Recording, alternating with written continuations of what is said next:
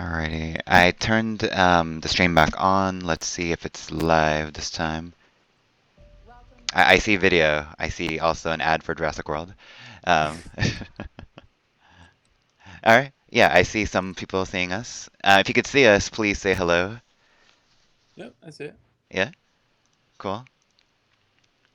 Hi, everybody. We had a little bit of a technical hiccup, so sorry about that. And so I guess we'll restart from the beginning here, Drills, if you don't mind. That's fine. Yeah, so Absolutely. again, this is John. I'm with the Academy of Interactive Arts and Sciences, and with me is Family Jules. And Hey. yeah, so if you're just joining us for the first time, every week we stream a new game. We talk to different people throughout the gaming world, and yeah, today we're here talking with Jules, playing with Crypt the Necrodancer, which Jules worked on here. And we're going to try to play and talk at the same time, which is terrible for a rhythm game for me. So we'll see how far we get.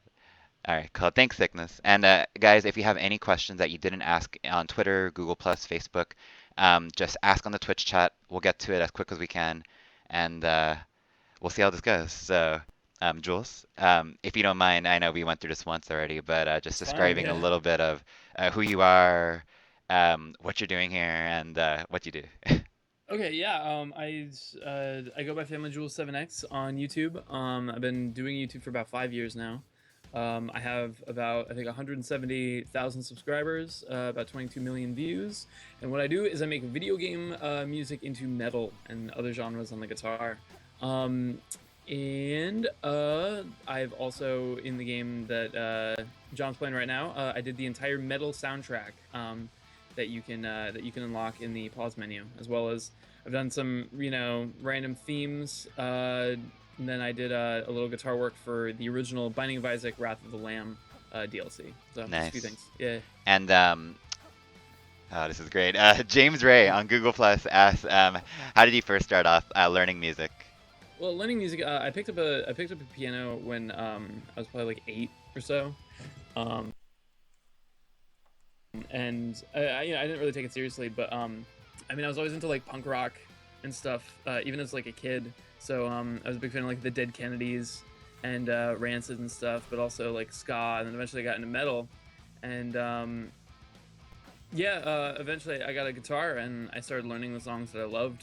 And some of those songs included like the music from like FCOX and Pokemon and stuff. So eventually it just kind of bled into that, and yeah, no, it's And I guess someone else, hold on, I'm gonna stop here for 1 second while I'm looking at the questions. yeah. Um, let's see. Challenge room. Mewington IX or Mewington9 on Twitter asks, who inspired you to create music and or what inspired you to create music? Music in general. Yeah, That's a huge one. yeah. Oh man, all in all, I mean, it wasn't so much a single person or a thing as much as just like the feeling of music and how it just my relationship with music as a teenager. Like, I mean, it was always something to uh oh, sorry, I'm watching in the challenge room. That was a nice. Thank you. I don't even know how I survived that. Yeah, you got the dragon to kill the minotaur. That was awesome. Yeah, first time I get a friendly fire. That was all, dude. Damn, dude. Um, yeah. It was more so like music has always been very important to me. And I wanted. Oh, whoops. What I'm hap hearing that echo. Oh wait, is anyone else hearing an echo here or hold on, let me ask in the chats. Is it? That might be just me. I just want to make sure because it's Yeah, weird. Wait, it's gone. it's gone. Hello, I don't hello. know what I did. Um, Let me no, everyone else is seems like it's okay. okay. Oh, sorry. Okay, so Yeah, no it worries. was probably my end. That was weird. I have the stream muted and everything. Okay, so yeah, here, let me move some of my windows around here. It's more so. I mean, I used to listen to like Queen on the bus to school all the time, and just like sit in the back and not talk to anybody, and then just like listen to beautiful music. And Mm. I wanted to make that beautiful music, and that's it's kind of like that feeling that inspires me.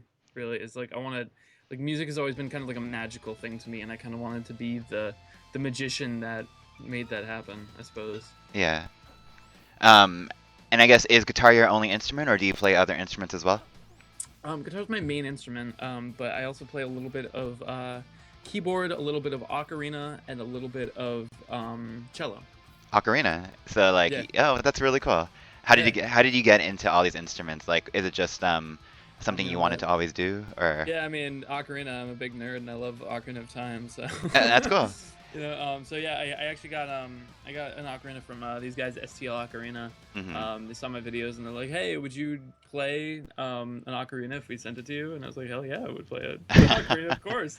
So there's that. Keyboard is just I picked it up when I was 8. Hmm. And then cello has always been one of the most beautiful instruments I've ever heard, so I saved up for one just because I was tired of just talking about wanting to play cello. Oh, Just, I did it. that's cool. And can we talk a little bit about your work on Crypt, I guess? How did you first get involved in this project? And um, yeah, just can you tell a little bit about the development of how you started in this game? Yeah, Necrodancer, the composer Danny Baranowski is a good friend of mine. We actually we met because I did a medley or a cover from one of his songs that he did for Super Meat Boy. Hmm. And he got a hold of me. He's like, "Dude, what are you doing? Like, I don't write these songs to be possible to play on guitar. Like, you're crazy and stuff." And it was like, it was like weird because I mean, this guy's like my hero, and he's like telling me like, he's like, I don't know, giving me such a good compliment and stuff. So we just kind of like, it just became like this endless like, mutual admiration, and we would just sit there and mindlessly talk about how awesome the other person was. And Yeah. eventually we became pretty good friends. I went out to visit him when I went to PAX Prime or something, and he was like, "Oh, hey, I'm working on this game called Crypt of the Necrodancer. It's gonna pre-release soon. Check it out." And I was just like instantly in love with the music. Hmm.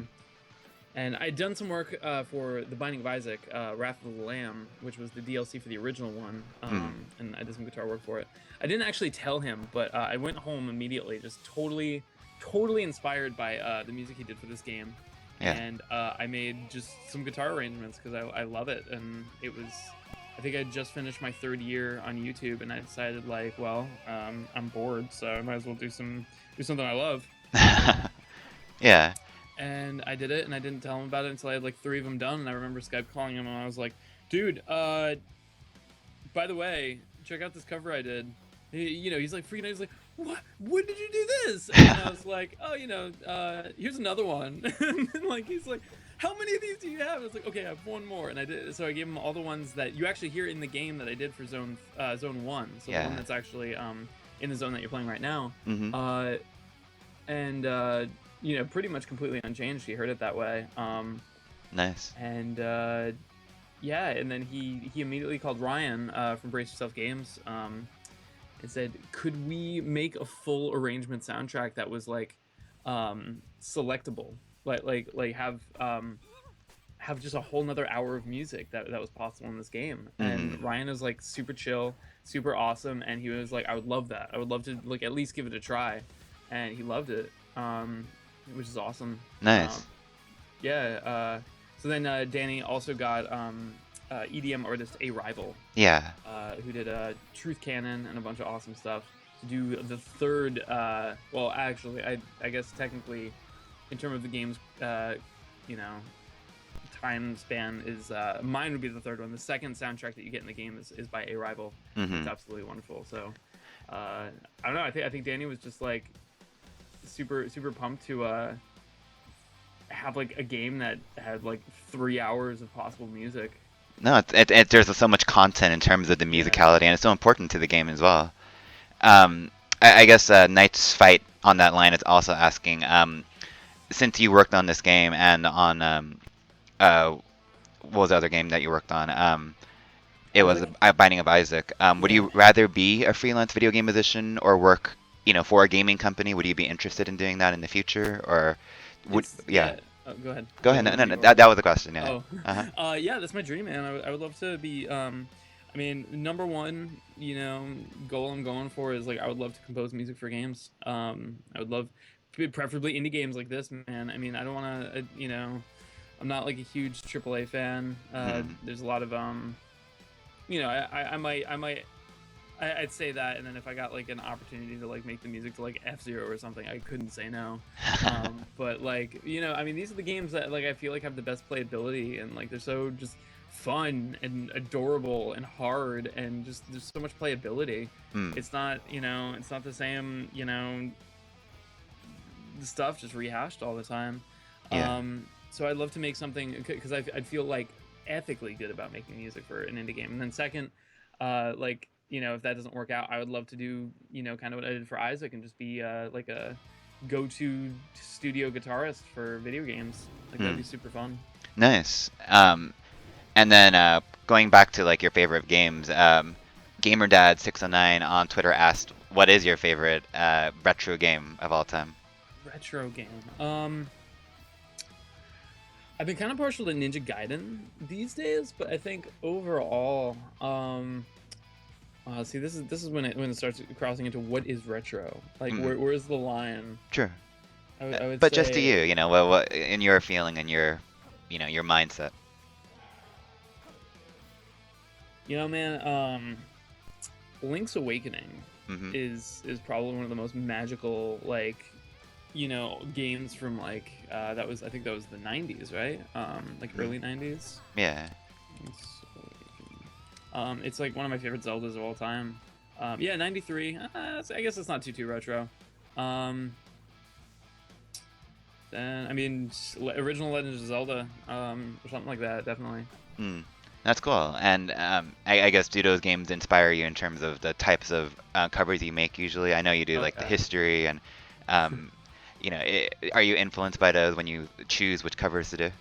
Dude, I'm influenced by video game music with everything I do. I'm in a power metal band, and the video game influence definitely comes through. Yeah. I've written solos for that band, and they're like, "Jules, stop writing video game music. We're trying to play power metal." Like I can't help it. It's awesome. Yeah. But then like, with inspiration with like what covers to do, it's always I don't ever do a cover from a game I've never played. I feel like the the actual what do you call it, the magic, the feeling that's needed to make an enjoyable cover that really speaks to somebody else who's enjoyed the game. I think it's very, very important that Mm. it's not so much just a rehash of a theme. It's more of just a conversation with the gamer, with the audience who also are the fellow gamers. Yeah. Um, on Twitch chat, Corifoya is asking, "What's your favorite video game original soundtrack?" I gotta say Jet Force Gemini for the original N64. Yeah. It was it was kind of, it went totally under the radar, and I'm a total hipster, but it was Robin Beanland, along with and then it was collaborated on with a bunch of other amazing artists at the time who were working with Rare Mm. and stuff. So I think I'm pretty sure Alistair Lindsay was on it. Graham Norgate. Checking my notes. It's all good. I'm checking my sources. Actually, yeah, Robin Beanland, Graham Norgate, and Alistair Lindsay. Mostly Robin Beanland, who did the also did the music for Conker's Bad Fur Day and stuff Mhm. like that. I mean, all the composers for Rare at that time, like Grant Kirkhope, Banjo-Kazooie and stuff, were just absolute geniuses at the time, and I Mm. love playing their music. Um, Going on with that as well. I guess also in terms of not only soundtrack, but you seem to be inspired by movies as well, judging by your room as well. Are you Yeah, inspired by other types of mediums or other types of artists? yeah. I mean, I try to expose myself to as much art that I like as possible, as much music, and yeah, mediums and stuff. I mean, I've many times thought about doing, metal versions of movie themes and stuff. Mm. But it always comes back to video games. I feel like video games was always the thing that it was always more important to me, and I just still to this day. I mean, I've probably covered like 500 video game songs, and I still have like so many more I'd love to do. Yeah. It's never ending, and I love it. So is this your career pretty much, like being the YouTube musician, metal guitar coverist? Is that like your goal, like to cover every song possible? Well, not every song possible. That'd be impossible. But uh, I mean, it's all the songs that I love. I mean, it's something that I really love doing, and people seem to really enjoy it. So I Mm, mean, why stop? You know. yeah. So going back to Crypt right here, uh, Mhm. can you tell us a little bit more about your favorite parts of the game? What you maybe people don't know a lot about in terms of gameplay, or Um, it's it's just hard as balls, man. It's like I mean, it's a rhythm. It's a what is it? A rhythm based roguelike dungeon crawler. Like how hmm many of those games can you say you've played in your life? It's super unique, and I love that about it. It's there's really no other game about it, and I know even Ryan is excited probably to see copycats of this game because mm, I mean, yes, roguelikes have been a thing for a long time, but roguelikes were, I mean, uh, if you watch there's a mini documentary on the game. It was originally it was a roguelike where you had to make your move hmm in a certain succession. You didn't have time to really think about your next move, yeah, which made it like extremely hard. And then he added the music second, like the whole like mm, musical rhythm element just kind of came out of that idea. So I don't know things that people might not know about the game. Uh, all of the soundtracks are actually probably 95 to 100% absolutely cross-fadeable with each other. oh really? So if you take like Deep Blues or something and you put it in like a project file of like audio and Audacity or something, and hmm you crossfade them like while they're still playing, like Yeah, it would be totally seamless if you were to. And that's kind of, we wanted it to be exactly the same experience, the same tempo, the same arrangement, just with different instrumentation and little tweaks and stuff every once in a while. mm, Uh, and I don't know.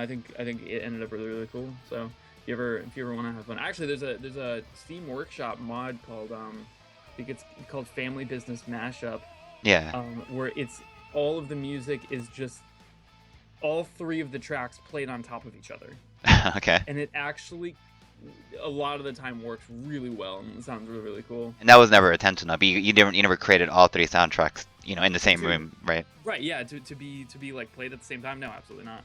Um, Yeah, and I think one of my favorite things that people might not know about this game is you go to the Steam Workshop. Mm, You can change the dragon to be the Kool-Aid Man, okay. and so he'll just bust through the walls like, oh yeah, it's like really, like, I mean, I'm sorry if he watches this or whatever, but like I almost like the fact that it's not like really that well drawn. It's just, Mm. it's just like this kind of like just like random Kool-Aid Man. It's almost just like I want to, like, I don't know, throw it at somebody just randomly who doesn't know anything about it and see how they react to a Kool-Aid Man and Necrodancer. Be frightening, I'm sure. The Oh dragon's yeah, frightening enough as it is. definitely. Oh yeah. Awesome. Do you have a favorite enemy or a favorite character in the game that you like playing as?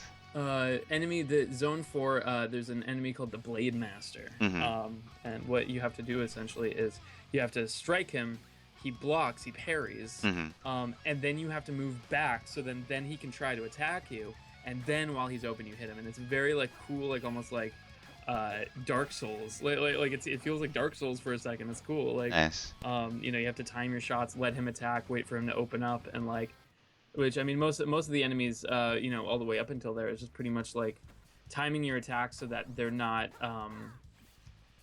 about to attack you, rather than you can't like initiate kind of the string of moves you have to do to defeat them like you can the Blade Master. Yeah, and that's what I kind of noticed was like after zone maybe 2 or 3, all the enemies, their patterns and all, the bosses, they require so much precision in terms of knowing where to move and how to attack them. It's a game that just takes patience, it takes obsession, it takes Evan to sit there and be like, okay, here comes the weird bird girl from Zone 4. What do I do? hmm Here comes the king in Deep Blues. I gotta sidestep and let him come to me. Like every enemy is different, and you just gotta keep like a mental catalog in your head about what to do. Hmm. And Yeah, half go the ahead. time it doesn't work out because you you have another enemy coming at you at the same time. So Totally. It's a never-ending barrage of things coming at you in this game.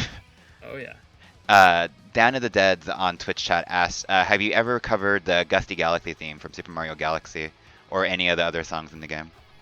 I think I did I Oh think my I did gosh. Galaxies in my replay, the history of video game music medley. Yeah. I mean it's like probably 15 minutes into that medley, but yeah, I'd love to do more. I actually haven't played a lot of the game yet, Mm. so I really want to like at least get a little bit further um, before no, sorry, I just saw that That was arrow. terrible. It's all right, dude. Um, but yeah, oh no. Okay, now I saw the bomb. Yes, yeah, that's what I saw happened. the Minotaur kill, and I was like, nice. But yeah, there's so many of those little traps that are just like you don't even see until you're in them, and you're like, no. And like, I think one of my favorite parts of this game is that moment that you realize you messed up. Oh, You totally. know that moment you're just like, oh god, and like then you just have to accept the punishment. Especially after like you play the game for so long, and it's Yeah, just it's a depressing defeat. definitely, absolutely. I don't even uh, remember what we were talking about. I think the Super Mario Galaxy theme, and you haven't played Yeah, it very much, yeah. yeah, I haven't played it very much, and I really wanted to because I Yeah. love Super Mario, and I have it. I actually ordered it. It was probably like $6 or something, you know, because it's been out forever. But like, I'm Yeah. super excited. There's so many games I want to play because people keep requesting. I really want to. I'm still on the lookout for a cheap copy of Xenoblade Chronicles Mhm. because people won't shut up about me covering that music, and it's my kind of game. It's an action RPG. I love those Yeah. games. And So is that your favorite genre of games? my favorite. Oh god, Now another topic. huge question. I have Uh-huh. no idea what my favorite genre of games is. It's gotta be procedurally generated video games like this. I mean, I love games that, that you have to learn and are different every time. Still, Mm. it's yeah, I don't know, man. But roguelikes are definitely up there, I would imagine. Yeah, so Yeah. good. Um, Such an interesting concept.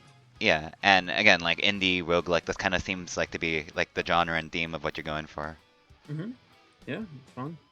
And games like Bloodborne or Dark Souls Yeah. are games that you play as well. Oh yeah. Well, I haven't played Bloodborne yet. I'm still haven't finished Dark Souls even. It sucks because I really want to play Dark Souls 2 and Bloodborne. I mean, I know I Yeah. could probably play Bloodborne whenever, but like I've got such a backlog of games that I need to finish. And I mean, I know that's the story of everybody's life, but I'm so busy making video game music Mm. covers that I have no time to play video games. It's depressing. What about your own original music? Have you thought about like doing more in the, creating your own things in the future, or Oh creating, yeah. yeah, your own game even? Um, yeah, dude. I mean, that's again the dream. I would love to make music for a video game. Hmm. Um, yeah, I love. I don't, I can do. Last night on my Twitch stream, Twitch stream, I was working on a theme song for a buddy of mine, where it was mostly big orchestra stuff Hmm. that I was working on. Um, I also do chiptune stuff, and yeah, I kind of spread myself out because I love all that kind of music.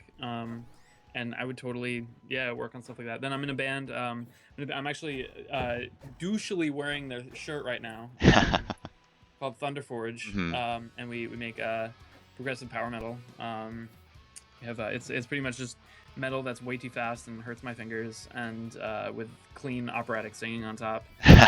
So it's a good time. That's a dream, though, right? That's what you really want to be doing. Dude, With I told yeah. myself in high school, like, again, I mean, music isn't so much like a scene for me, like I feel like it is for a lot of people. It's not like, the music is my life. Haha, let's go to Hot Topic and buy every article of clothing that says that on it. Hmm. It for me, it's always been like magic, and it's always been me wanting to be that magician, be able to make the emotions, make people feel stuff, and Mm. make beautiful art. Nice. And yeah. Is there? I know we talked a bit about like soundtracks, and composers even. Is there any other composers, again, both gaming wise or non-gaming wise, that you think people should be listening to that maybe they aren't familiar with or that they haven't heard much of? There's a guy. He goes by Scott Lee. He did a lot of stuff for Volition back in the early PS2 days. So Hmm. he did the original Summoner soundtrack. Very good. I think he helped out with Red Faction, the original Red Faction. Him and I think Dan Wentz, them together, man, wrote some of the coolest like synthy like but atmospheric music. That's just it like it was such an important, and I could be biased. It was just such an important part of my like adolescence, like listening to that video game music, and it really kind of started pulling me.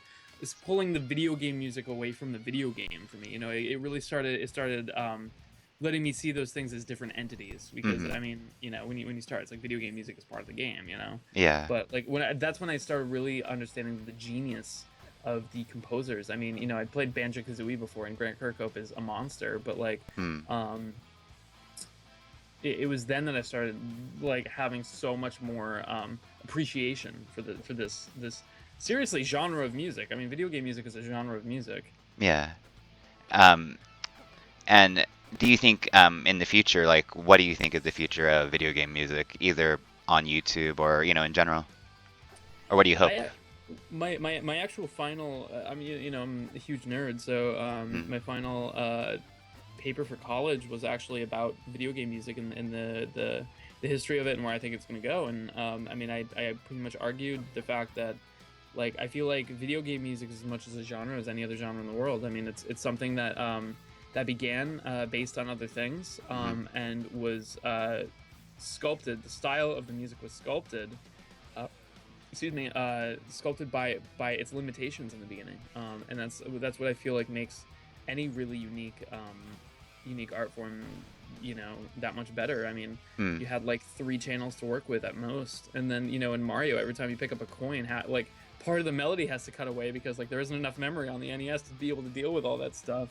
So I mean, so then the composers have to work with this, and then they make this whole completely different sound. Like how can I don't know, I can go on about that forever. I mean, how can you argue that something's not a genre if people can like even people who don't play video game music can hear something and be like, oh, that sounds like video game music. Hmm. Like The iconicness of like, or just yeah, how iconic these things are. how can that die? Like Hmm. how can something like that die? That's how I feel. Where like I can't possibly begin to believe that video game music is going to go anywhere but up from Hmm. here.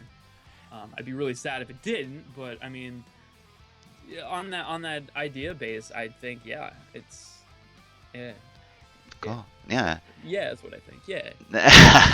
It's awesome, man. Query for you, and Nanami, I'll get to your question. Asked, what's important for someone looking to do covers on YouTube? What do you think they should be looking Consistency. to do? Consistency Mhm. is what is, you have to put yourself in the mind of, and I actually I've done panels on YouTube Music, and getting your stuff out there.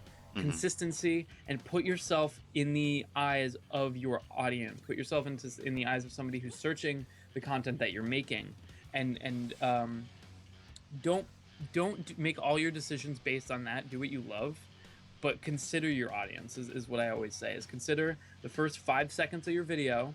Is it entertaining enough? Because I mean, we've all been there. We've all gone to YouTube and saw the first 5 seconds of a video. So, screw this. Next one. Next video. YouTube, please. And you gotta be harsh on yourself and keep working at doing the best that you can do. And in that vein as well, understand that the best you can do is the best that you can do, and in a lot of cases, no matter where you are artistically, that's enough. The best you can do is enough, and don't worry that the best you can do. Don't be worried that you're not good enough, or people are not going to think that you're good enough to be on YouTube. And you just got to do it, man. Because I mean, a lot of the times, like people aren't looking for the best. If like I can't, I think I said this on my Reddit AMA. If only the best people got to write music, John Williams would have written the music for everything ever. And that's I mean, obviously my opinion, but like again, like first of all, everyone's opinion on what's best is different, and second, I mean, um, it's very easy to kind of get wrapped up in that thought. So just the best you can, put it out there, and if you're ever in doubt, put yourself in the eyes of somebody who's watching your video, Mm. and Yeah. don't Go. ever stop uploading. Like if you set on a schedule, be very honest with your audience. I mean, I uploaded for I did weekly videos for a very long time, but I also let my audience know, I have to take a break. I'm gonna die. So, That's cool. yeah.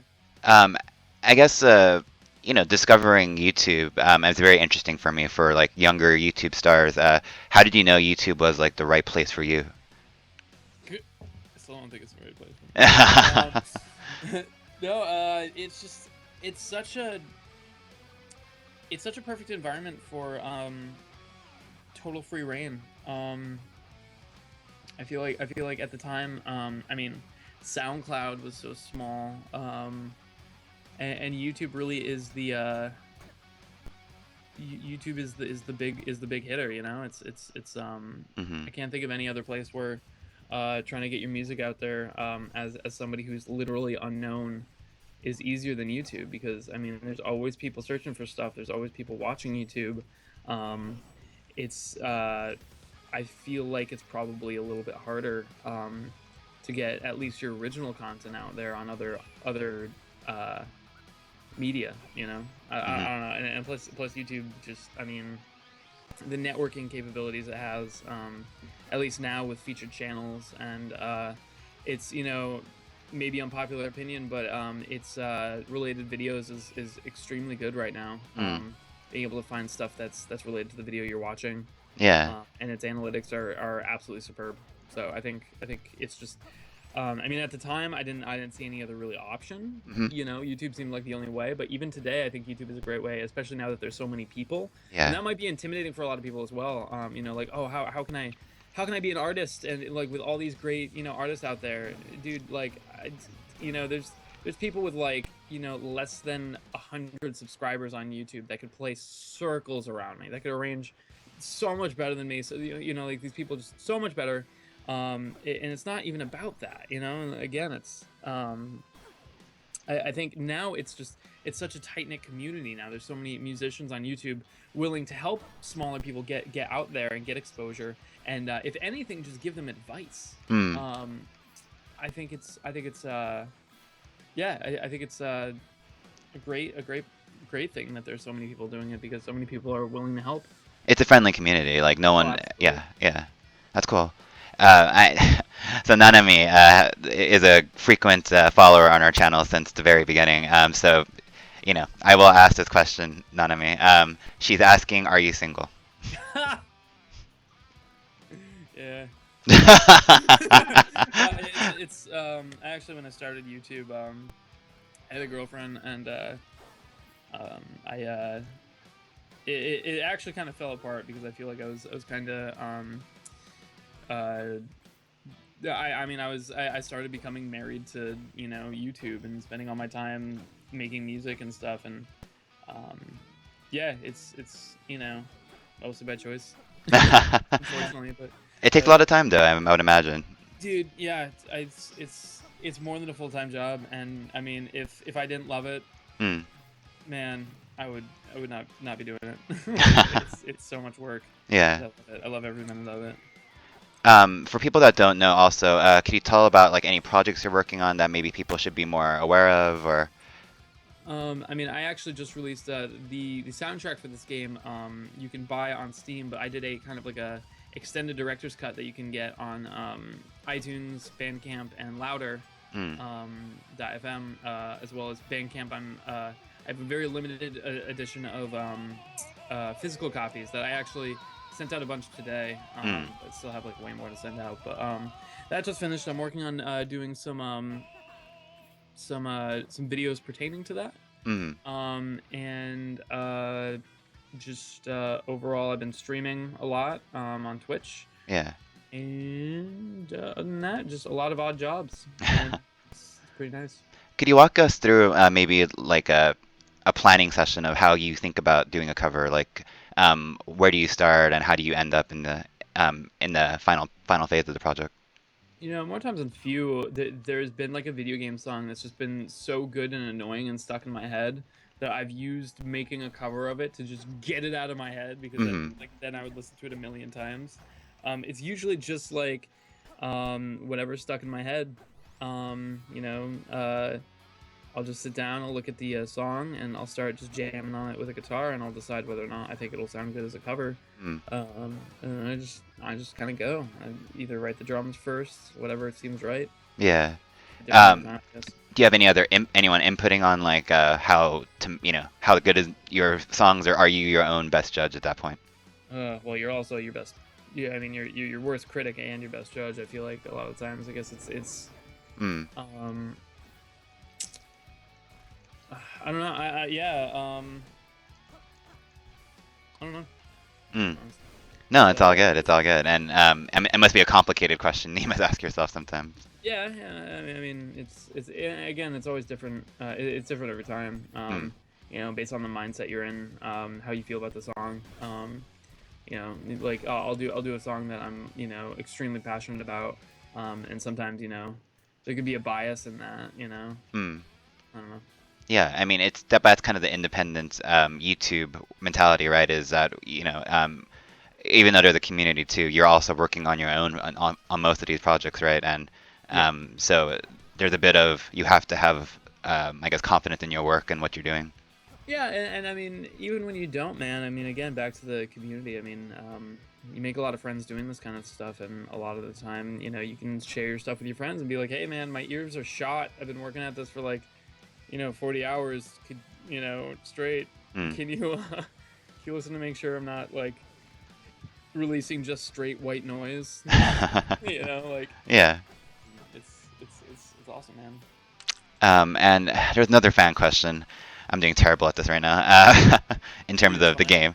Um, It's fun to talk and play. yeah, definitely, especially this game. What was the question? The question was, if you can make any game that you would like, what would it be? And describe a little bit of it.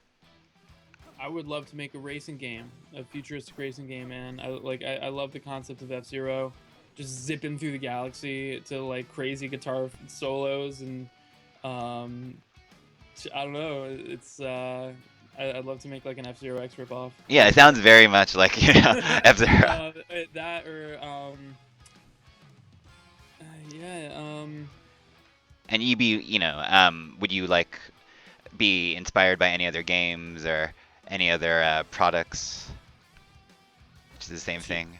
Yeah, for sure. I mean, Necrodancer's kind of appeal is it mixes two really, really cool concepts together. Hmm. Who knows? Maybe you can make a futuristic like roguelike racing game. Like with tracks that change every time you play. With Mm. Oh, maybe like I don't know. yeah, no, I was just gonna say, like, mixing genres together, especially those unconventional ones, that would be really interesting, I think, for a lot of people. Like there's so many genres and so many people sticking in the genres that I think that's really the secret right now is if you can mix and match two genres together. Mm. I'm pretty sure Game Dev Tycoon kind of that game teaches kind of the same thing. It's like you pick like a genre, you pick like three genres or something, right? And then you like name it and you put your budget into it or whatever, and then like see how well it does. Yeah, I mean, exactly. there's some truth to it, man. I mean, a lot of the best games that I feel like are out now are and that are super unique are nothing more than just really great gameplay created on mixing two genres together. Mm. Uh, And yeah, go ahead. Sorry, what were you gonna say? Sorry, again, I'm watching your stream very late. That's I know, no, I know, and it's it's a good just idea. It's a good idea. until you froze me. Yeah. And I guess that's kind of the part of the appeal about the game for me is that you try these different ideas in this rhythm-based environment, and what would work maybe in another game does not work quite as well in this game. In that idea. Exactly. Yeah. A completely new way to think about the game. Yeah, no, it messes with your head for so long, and I love both genres deeply. I play Guitar Hero to Beat Mania to DDR, everything, and Yeah. playing something like this is Have you ever just tried playing with DDR Matt? yeah. On this game, It's it's an yeah, adventure. I've seen it. I at PAX East, I saw it was the official mat. I don't know if it's out, but it was quite amazing to watch, to say the I least. probably walked by you. I'm from Massachusetts, and I go to PAX East every year. Oh, very nice. Yeah, Yeah. it was a great show, and this game was definitely on my radar at that point. So Yeah. a lot of fun. I know Ryan was really blown away at just how many people like you know, like after PAX East was like, hey, I love Necrodancer. I got to play the PAX. Like a lot of people like, I mean, it was huge. Like, I mean, walking down that strip. I mean, Necrodancer always had the biggest line, like out of any of the other indie games going on. I Yeah. mean, I feel like they were the only like indie game in the mega booth that had a counter. You had to take a number. Hmm. Like, like everybody wanted to play it. It was Did you pretty know? amazing. Did you know when you were working on the game that it would get a big like fan following when you first I, worked I on it, or?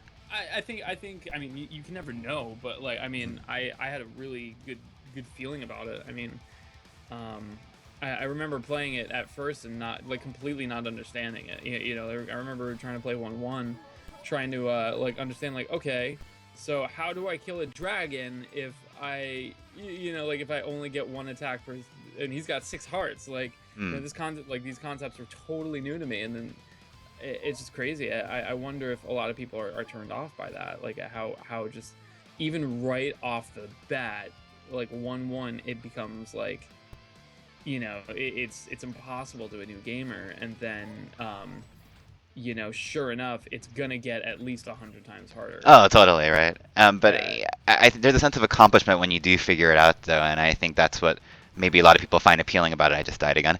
But even though I die, right, you want to get to that next part. You want to see what's around that corner and oh feel yeah, that and success.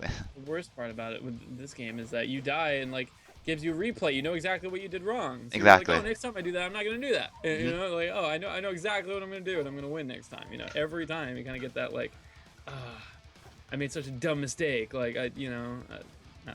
Yeah. And I don't know if you know in terms of. I saw that there was like a lot of speedrunning options in this game. Have you seen big speedrunners for the game and people, running through the game with your music in the background? Yes, it's really weird. It's kind of weird. There was something that somebody I think it was actually Danny, the composer of the game, told me something along the lines of like when you release something, it's not really yours anymore. You know, it's Hmm. when you release something to the public, especially such a big public as the fan base of Crypt the Necrodancer. Um, it's weird because like I hear the music in the game now, and I mean the game looks so good. I don't think I've ever been a part of something so beautiful, so unique, and so you know just amazing in general. Hmm. That like I hear the music and I'm just like I hear the guitar music and I'm like whoa, who did this? Like, Do you feel that it's pretty cool. about most of your work in general, or do you think it's just when you work on a game like this and it's a Well, bigger yeah, I mean project? this was the first time that I got to work on you know a bigger project and rather be I mean Binding of Isaac was pretty big, but this was really like being such an like a big part of a big game, you know. Hmm. So yeah, I mean with my other stuff it's a little bit different because I mean my YouTube channel is just completely me. So I mean that'll always I mean my YouTube channel is always gonna you know be you know angsty spiky haired kid playing video game music on his guitar in his bedroom. Like it's never gonna be different from that. For Hmm. at least in my head. Um, so I don't Yeah. know if that answers the question at No, all. it definitely does. And again, if my questions are nonsensical, just let me know too, because. Dude, Um, dude.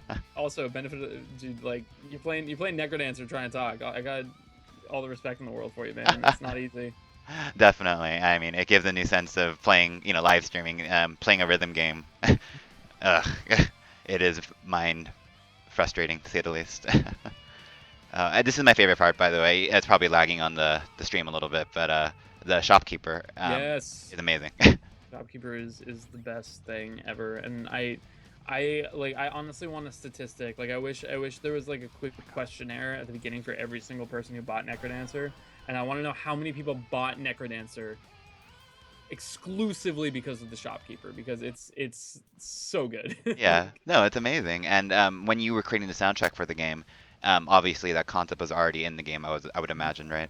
we had yeah, A Rival and I had to make sure that all of our songs worked with the shopkeeper. So we received all of the stems, Yeah. and we had to play them with our songs. And I don't think for me there was ever a time that I was like, uh, that I ever thought that the I don't think I had to change anything to make sure it worked for the shopkeeper. Because again, it's all the same arrangements. It's all the same, notes, keys, tempos. Hmm. So it wasn't a problem. No, cool, cool. And is there anything else in the game that maybe changed a little bit after you worked on it, like any gameplay or, gosh, I keep dying here. Any Geometry's section? hard. Yeah.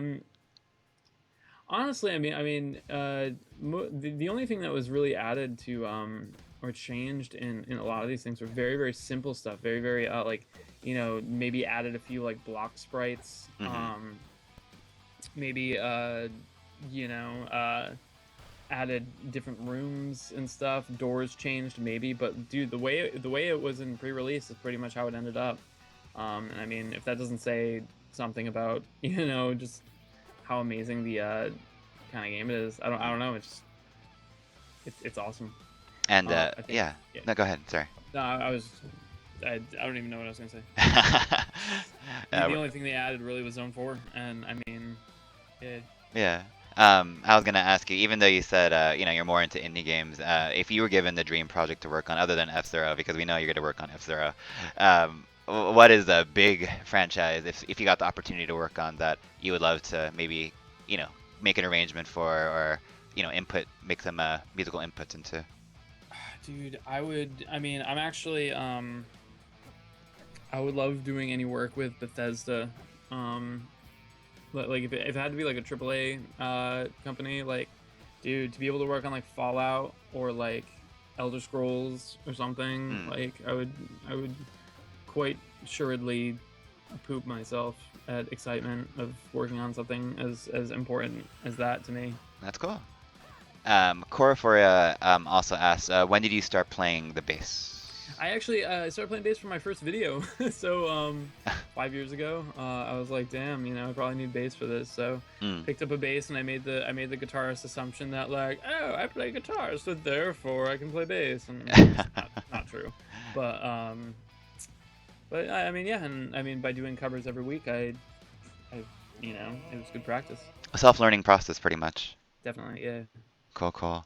And I know I'm taking up a lot of your time here, and so we'll wrap it up a little No bit. worries. No? Yeah. I guess just ending off a little bit, if people wanted to follow you on Twitter, on YouTube, could you give your information? Yeah, it's FamilyJules7x. Jules spelled like Samuel L. Jackson from Pulp Fiction, and then the number 7 and the letter X, and that's youtube.com/FamilyJules7x and twitter.com/FamilyJules7x, Facebook.com/ it's all the same. No, very cool. And what? Oh, sorry. Is there?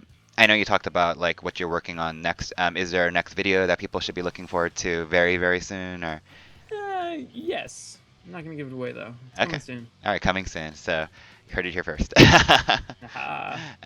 And so, any other parting words for your fans or for people that just maybe just learned about you in the industry?